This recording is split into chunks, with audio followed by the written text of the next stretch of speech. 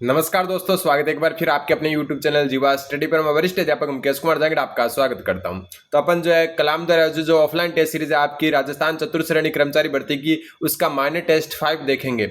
और आज जो है अपने क्वेश्चन आएंगे वो भारतीय और राजस्थान की जो राजनीति है वहां से क्वेश्चन आएंगे। तो सबसे जो पहला क्वेश्चन है आपका आज का वो है कि संसद में किस प्रस्ताव के पारित हो जाने पर सरकार बर्खास्त हो जाती है। ठीक है, मतलब कौन सा ऐसा प्रस्ताव है जिसको पारित करने पर जो है सरकार बर्खास्त हो जाती है, तो वह है आपका अविश्वास प्रस्ताव।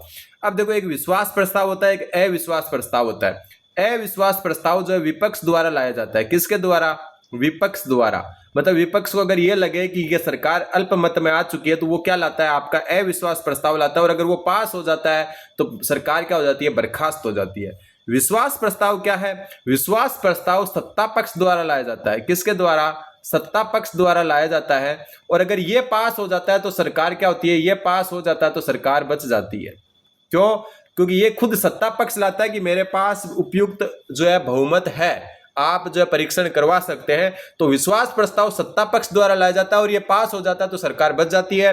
अविश्वास प्रस्ताव विपक्ष द्वारा लाया जाता है, अगर ये पास हो जाता है तो सरकार बर्खास्त हो जाती है। राजस्थान के संदर्भ में मैं थोड़ा सा बता देता हूं। जो राजस्थान की विधानसभा है उसमें 13 बार अविश्वास प्रस्ताव आ चुका है। 13 बार अविश्वास प्रस्ताव आ चुका है राजस्थान की विधानसभा में। और 5 बार विश्वास प्रस्ताव आ चुका है। 5 बार विश्वास प्रस्ताव आ चुका है। सब सर्वाधिक जो मतलब अविश्वास प्रस्ताव है वो मोहनलाल सुकाड़िया सर्वाधिक अविश्वास प्रस्ताव। क्या? सर्वाधिक अविश्वास प्रस्ताव। और लास्ट अविश्वास प्रस्ताव जो आया था वो हरिदेव जोशी के खिलाफ आया था। हरिदेव जोशी। ठीक है, बात 5 जो है आपके जो प्रस्ताव है विश्वास प्रस्ताव की बात करें, इसमें से 3 बार जो है भैरों सिंह शेखावत के खिलाफ या फिर भैरों सिंह शेखावत लेकर आए थे। और 2 बार अशोक गहलोत, और लास्ट अशोक गहलोत के लिए जो है अशोक गहलोत ही लेकर आए थे। ये आपको ध्यान में रखना राजस्थान के संदर्भ में। तो इसका उत्तर हो जाएगा अविश्वास प्रस्ताव। अगला क्वेश्चन नंबर 2। कोई भी नागरिक जो सूचना का अधिकार अधिनियम 2005 के तहत जानकारी प्राप्त करना चाहता है वो लिखित रूप में या इलेक्ट्रॉनिक माध्यम से किस भाषा में आवेदन कर सकता है? सबसे पहले हम बात करें जो सूचना का अधिकार अधिनियम 2005 है वो जो है 15 जून 2005 को 15 जून 2005 को क्या बना था? कानून बना था। क्या बना था? कानून बना था। कब? 15 जून 2005 को। और 12 अक्टूबर 2005 को ये लागू हुआ था। संपूर्ण देश में क्या हुआ था? लागू हुआ था। इसमें जो है आप हिंदी भाषा में, अंग्रेजी भाषा में, या जो अपनी स्थानीय राजभाषा है, मतलब एक प्रकार से जो 8वीं अनुसूची की जितनी भी भाषाएं हैं उनमें आवेदन कर सकते हो। ठीक है, तो उत्तर हो जाएगा ऑप्शन नंबर 4, उपरोक्त सभी भाषाओं में आप इसमें जो आवेदन कर सकते हो। क्वेश्चन नंबर 3 थोड़ा छोटा करना पड़ेगा, बड़ा क्वेश्चन है। आरटीआई एक्ट 2005 के संबंध में गलत कथन बताओ। ठीक है, केंद्रीय या राज्य सूचना आयोग को द्वितीय अपील हेतु 60 दिन नहीं 90 दिनों का समय निर्धारित है। तो पहला ही असत्य हो गया। जो राज्य या केंद्रीय सूचना आयोग है उसको द्वितीय यानी कि जो सेकंड अपील करते हैं उसके लिए 90 दिन का समय निर्धारित किया गया, ना कि 60 दिन का। गरीबी रेखा से नीचे जीवन यापन करने वाले व्यक्ति को सूचना प्राप्ति हेतु निःशुल्क छूट दी जाती है। बिल्कुल, आप जो अगर बीपीएल में हो तो आपको जो है बिना किसी शुल्क के आप आवेदन कर सकते हो, वरना 10 रुपए जो है आवेदन शुल्क लगता है। सूचना किसी पर व्यक्ति यानी कि थर्ड पार्टी से संबंधित होने पर सूचना उपलब्ध कराने हेतु 40 दिन का समय निर्धारित है। बिल्कुल, यदि आप तीसरे किसी व्यक्ति की सूचना जानना चाहते हैं तो 40 दिन का समय निर्धारित है। सूचना प्राप्ति हेतु आवेदन सहायक पीआईओ को दिया जाता है। तो सूचना उपलब्ध कराने हेतु 35 दिन का समय निर्धारित है। तो ये भी बात बिल्कुल सही है। तो उत्तर हो जाएगा आपका ऑप्शन नंबर 1। वैसे 30 दिन का है लेकिन 5 अतिरिक्त दिन होते हैं, इसमें 5 अतिरिक्त दिन होते हैं, वरना 30 दिन का ही समय निर्धारित है। तो इसका उत्तर हो जाएगा ऑप्शन नंबर 1। अगला क्वेश्चन नंबर 4। क्वेश्चन 4 बोल रहा आपका राजस्थान सरकार ने जन सूचना पोर्टल जो 2019 में लॉन्च किया गया था बनाकर आरटीआई अधिनियम 2005 की कौन सी धारा के प्रावधानों को लागू करने का देश का प्रथम राज्य बना है? तो जो है ये धारा जो आपकी 4(2) है उसके प्रावधान को लागू करने वाला राजस्थान प्रथम राज्य बना है और जन सूचना पोर्टल 2019 में जारी किया था। इससे जो है आप जो है किसी भी प्रकार की कोई भी सूचना है जो सरकार की उसको जो है ला सकते हो। मतलब पारदर्शिता जो है अपनाई गई है। पारदर्शिता किसमें? सरकारी कार्यों में पारदर्शिता को जो है ये जन सूचना पोर्टल क्या करता है, जो है मतलब बताता है। और धारा 4(2) में ये उल्लेख किया गया है अधिनियम 2005 के तहत। क्वेश्चन नंबर 5, निम्नलिखित कथनों पर विचार कीजिए। संविधान में संशोधन करने की शक्ति संसद में निहित है। बिल्कुल, अगर आप संविधान में संशोधन करना चाहते हैं तो संसद में निहित है और संसद के किसी भी सदन में जो है संविधान संशोधन लाया जा सकता है। किसी भी सदन में संविधान संशोधन जो है प्रस्ताव लाया जा सकता है और दोनों सदनों द्वारा पारित होना आवश्यक है। दोनों सदनों द्वारा पारित होना आवश्यक है। यह भी आपको ध्यान में रखना है। पहला संविधान संशोधन एक सदनीय संसद द्वारा किया गया था, तो यह भी बिल्कुल सही है। एक सदनीय संसद द्वारा कैसे किया गया था? पहला संविधान संशोधन हुआ था 1951 में और इसमें 9वीं अनुसूची जोड़ी गई थी। कौन सी 9वीं अनुसूची जोड़ी गई थी? जो आपकी भू सुधारों से संबंधित थी। किससे? भू सुधारों से संबंधित। इस समय जो है एक ही जो है अंतरिम संसद कार्यरत था, तो एक ही सदन हुआ करता था। अंतरिम जो है संसद द्वारा यह पारित किया गया था। ठीक है, इसलिए एक सदन द्वारा एकमात्र यही संशोधन किया गया था। बाकी सारे संशोधन दोनों सदनों से पारित होने आवश्यक है। तो इसमें उत्तर हो जाएगा 1 व 2 दोनों सही है। अगला क्वेश्चन नंबर 6, प्रस्तावना में संशोधन किस वर्ष किया गया? तो अपनी प्रस्तावना जिसका दूसरा नाम अपन कहते हैं उद्देशिका, और उद्देशिका में एक ही बार संशोधन हुआ है। आज तक एक बार संशोधन हुआ है और यह संशोधन हुआ है आपका 42वां संविधान संशोधन 1976। कौन सा? 42वां संविधान संशोधन 1976। और 3 शब्द इसमें जोड़े गए हैं। तीनों शब्दों को ध्यान में रखना है। समाजवादी, पंथ निरपेक्ष और अखंडता। ये 3 शब्द जो है अखंडता, ये 3 शब्द जो है जोड़े गए थे उद्देशिका या प्रस्तावना में। आज तक एक बार संशोधन हुआ है। अब आगे जो है ये संशोधन जो है इसमें बंद कर दिए गए। अब जो है ये संशोधन योग्य नहीं है प्रस्तावना। अब प्रस्तावना में चाहकर भी संशोधन नहीं किया जा सकता है। क्वेश्चन नंबर 7वां क्वेश्चन बोल रहा है सर्वोच्च न्यायालय के न्यायाधीशों का कार्यकाल क्या होता है? तो सर्वोच्च न्यायालय जो हाईकोर्ट है उसके न्यायाधीशों का कार्यकाल जो है वो क्या होता है? तो न्यायाधीशों का कार्यकाल होता है आपका 65 वर्ष की आयु। वैसे डिसाइड नहीं है कितने साल होता है, सिर्फ 65 वर्ष की आयु निर्धारित है। ठीक है, और एक बात आपको ध्यान में रखना है, भारत में 1+33 जो है क्या है? न्यायाधीश है। मतलब एक मुख्य न्यायाधीश और 33 अन्य न्यायाधीश का प्रावधान है। टोटल 34 न्यायाधीशों का प्रावधान है भारतीय उच्चतम न्यायालय या सर्वोच्च न्यायालय में। ठीक है, अगला क्वेश्चन नंबर 8। क्वेश्चन 8 क्या बोल रहा है आपका? ये बहुत अच्छा क्वेश्चन है कि सर्वोच्च न्यायालय के किस वाद में कॉलेजियम प्रणाली को अपनाया गया था? तो कॉलेजियम प्रणाली को जो है किस जो है वाद में अपनाया गया? तो कॉलेजियम प्रणाली क्या होती है वो जानने से पहले इसका उत्तर बता दूं मैं। एडवोकेट्स ऑन रिकॉर्ड वाद 1993 में ये प्रणाली होती है जिसमें 5 न्यायाधीश मिलकर कुछ नाम राष्ट्रपति को भेजते हैं। किसको? राष्ट्रपति को भेजते हैं और राष्ट्रपति उन्हीं नाम में से एक को मुख्य न्यायाधीश घोषित करता है। तो एडवोकेट्स ऑन रिकॉर्ड वाद 1993 के बाद में कॉलेजियम प्रणाली को अपनाया गया था और लगभग चांस में वरिष्ठतम न्यायाधीश ही मुख्य न्यायाधीश बनता है। वरिष्ठतम न्यायाधीश जो है वो क्या बनता है? मुख्य न्यायाधीश बनता है। अगला क्वेश्चन नंबर 9। 9वां क्वेश्चन बोल रहा है निम्नलिखित में से कौन से राज्य की जो है सीटें क्रम से लोकसभा और राज्यसभा में राजस्थान के समान है? बहुत अच्छा क्वेश्चन है। तो लोकसभा और राज्यसभा में राजस्थान के समान। राजस्थान में लोकसभा में 25 सीट और राज्यसभा में 10 सीट निर्धारित है। तो लोकसभा में राजस्थान की जो सीटें वो आंध्र प्रदेश के बराबर है, इसकी भी 25 सीट है और उड़ीसा की राज्यसभा में 10 सीटें, तो ये इसके बराबर है। तो उत्तर हो जाएगा आपका ऑप्शन नंबर 1। लोकसभा में सर्वाधिक सीट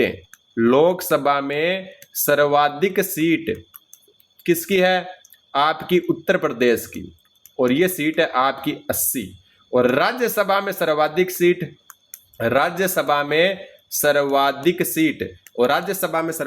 भी उत्तर प्रदेश की है और ये सीट है आपकी 31। तो ध्यान रख लेना, आंध्र प्रदेश और उड़ीसा ऐसे राज्य हैं जिनकी लोकसभा और राज्यसभा सीटें क्रम से राजस्थान के बराबर हैं। राजस्थान में कुल कितने न्यायिक क्षेत्र कार्यरत हैं। तो राजस्थान में कुल कितने न्यायिक क्षेत्र कार्यरत है? तो उत्तर हो जाएगा इसका 36। ठीक है, ये इंपॉर्टेंट क्वेश्चन है, इसको अलग से याद कर लेना। राजस्थान में कुल न्यायिक क्षेत्र कितने हैं? तो 36 है, मतलब कोर्ट वगैरह मिलाकर कुल 36 जो है इसमें टोटल है। फिर वर्तमान में लोकसभा में अनुसूचित जाति यानी कि एससी की आरक्षित सीटें कितनी है? तो लोकसभा में जो है एससी की जो सीटें हैं वो है आपकी 84। उत्तर हो जाएगा आपका ऑप्शन नंबर 4। और एसटी अनुसूचित जनजाति जो है इसकी सीटें कितनी है? 47 आरक्षित। राज्यसभा में अगर बात करें तो राज्यसभा में कोई भी आरक्षण नहीं होता है, सीटों का आरक्षण नहीं होता है, ये इंपॉर्टेंट चीज है।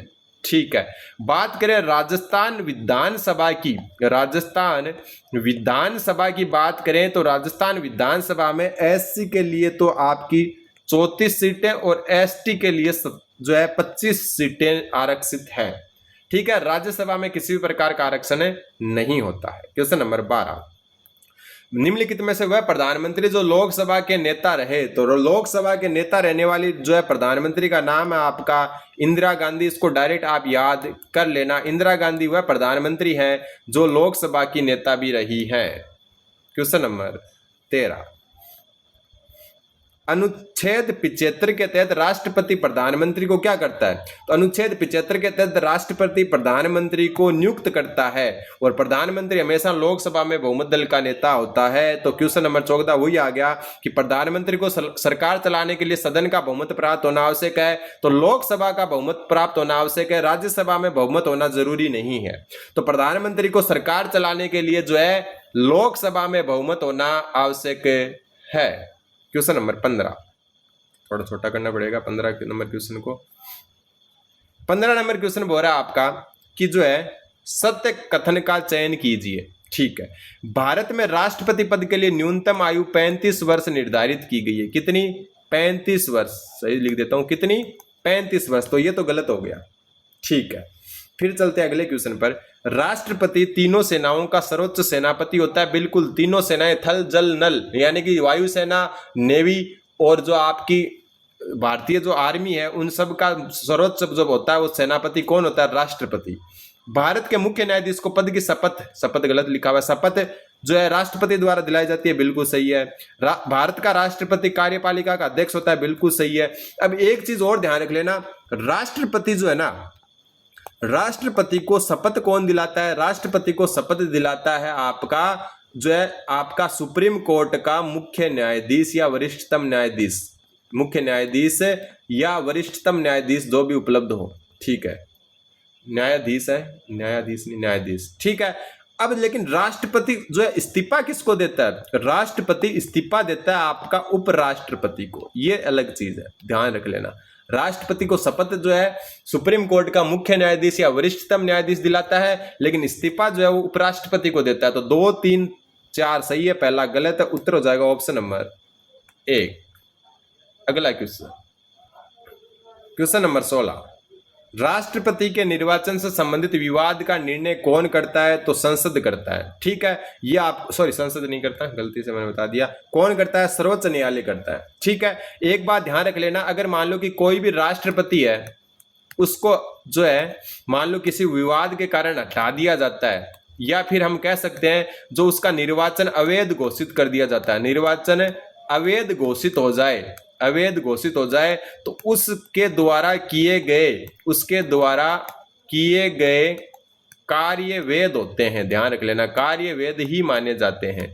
मतलब क्या हो गया, मान लो कि एक राष्ट्रपति बना, 2 महीने बाद में उसका जो निर्वाचन है, मतलब उसका जो चुनाव की प्रक्रिया उसको अवैध घोषित करके उसको हटा दिया, लेकिन 2 महीने के अंदर अगर उसने कोई काम किए ना, उनको हमेशा वैध ही माना जाता है, उनको नहीं अवैध माना जाता है। और सर्वोच्च न्यायालय ऐसे वादों का क्या करता है? जो है समाधान करता है। क्वेश्चन नंबर 17, क्वेश्चन नंबर 17 क्या बोल रहा है? जो राष्ट्रपति द्रौपदी मुर्मू है उनके संबंध में असत्य कथन बताओ। द्रौपदी मुर्मू देश की व्यक्ति से 15वीं राष्ट्रपति बनी है। बिल्कुल सही बात है, ये गलत नहीं है। 15वीं राष्ट्रपति है द्रौपदी मुर्मू। ये राष्ट्रपति बनने वाली देश की प्रथम आदिवासी महिला है, तो ये बात भी बिल्कुल सही है। तो दोनों सही है। तो यहां बोला असत्य कौन सा? तो असत्य ना तो पहला ना दूसरा है। क्वेश्चन नंबर 18, राष्ट्रपति की समाधान की शक्ति में कौन सा शामिल नहीं है? तो देखो लघुकरण क्या होता है, ये इसमें शामिल है। लघुकरण में क्या होता है? सजा की प्रकृति बदलना, सजा की जो है प्रकृति बदल देना, ठीक है। मौत की सजा को आजीवन कारावास बदल देना। परिहार में जो है सजा को कम करना, सजा को कम करना, जैसे जो है आप क्या करते हो 4 साल की सजा को 3 साल के कर देना। लेकिन स्थानांतरण जैसी कोई भी सजा नहीं होती है। विराम क्या होता है, सजा को कुछ समय के लिए रोक देना, कोई विशेष परिस्थितियों में रोक देना, लेकिन स्थानांतरण नाम से कोई भी जो है समाधान की शक्ति नहीं होती है। क्वेश्चन नंबर 19, जो आपकी शब्दावली है वैज्ञानिक दृष्टिकोण, उसका उल्लेख भारत के संविधान के निम्नलिखित में से किस अनुच्छेद में किया गया है? तो ये बात हो रही है मूल कर्तव्यों से, मूल कर्तव्यों से संबंधित है। मूल कर्तव्य जो है आपके सरदार स्वर्ण सिंह समिति की सिफारिश पर जोड़े गए थे, सरदार स्वर्ण सिंह समिति की सिफारिश पर, ठीक है। सरदार स्वर्ण सिंह समिति की सिफारिश पर ये कर्तव्य जोड़े गए थे आपके, और ये आपके 42वां संविधान संशोधन 1976 के तहत जोड़े गए थे। और मूल रूप से 10 जो है मूल कर्तव्य जोड़े गए थे। 11वां मूल कर्तव्य जो है, 11वां मूल कर्तव्य ये जोड़ा गया था आपका 86वें संविधान संशोधन 2002 द्वारा, 2002 में हुआ था ना ये, ठीक है। तो यह ध्यान में आपको रखना है। इसमें क्या हो रहा है, वैज्ञानिक दृष्टिकोण जो है वो किससे संबंधित है? तो वैज्ञानिक दृष्टिकोण आपका 51 के जे से संबंधित है। यह हम कह सकते हैं 51A जो है, इधर जे की जगह एच भी मान सकते हैं, ABCD के हिसाब से देखें। 6 में क्या है, 6 में आपका प्राकृतिक पर्यावरण, यह शब्द आ जाए तो 6 कर देना, प्राकृतिक पर्यावरण, ठीक है। फिर अगर आपका सामूहिक गतिविधि नाम आ जाए तो ये कर देना, सामूहिक गतिविधि, सामूहिक गतिविधि में नाम आ जाए तो जो है ये वाला आएगा। इसके साथ हिंसा से दूर रहें, हिंसा से दूर, ठीक है। फिर बात करें चौथे की, तो चौथे का आ जाएगा सार्वजनिक संपत्ति की रक्षा करें, यानी झ में आ जाएगा सार्वजनिक संपत्ति, सार्वजनिक संपत्ति की रक्षा, संपत्ति की रक्षा, ठीक है। अगला क्वेश्चन और आज का लास्ट क्वेश्चन है, JS वर्मा समिति का संबंध किससे है? तो JS वर्मा समिति भी आपकी किससे है? मौलिक कर्तव्यों से संबंधित है। सरदार स्वर्ण सिंह समिति भी इसी से संबंधित है। स्वर्ण सिंह, सरदार स्वर्ण सिंह समिति जिसकी चर्चा अपन ऊपर कर चुके हैं। इसके अलावा JS वर्मा जो है इन्होंने कुछ सुधारों को जो है बताया था मूल कर्तव्यों में, ठीक है। और ये जो है केवल जो है नागरिकों के लिए होते हैं, विदेशियों के लिए नहीं होते हैं, नागरिकों के लिए होते हैं, विदेशियों के लिए नहीं होते हैं। तो ये आज के इंपॉर्टेंट क्वेश्चन थे 20 राजनीति के। अगले 20 क्वेश्चन अगले वीडियो में देखेंगे, तब तक चैनल पर बने रहें, चैनल को सब्सक्राइब करें। धन्यवाद, बने रहें जीवा स्टडी के साथ।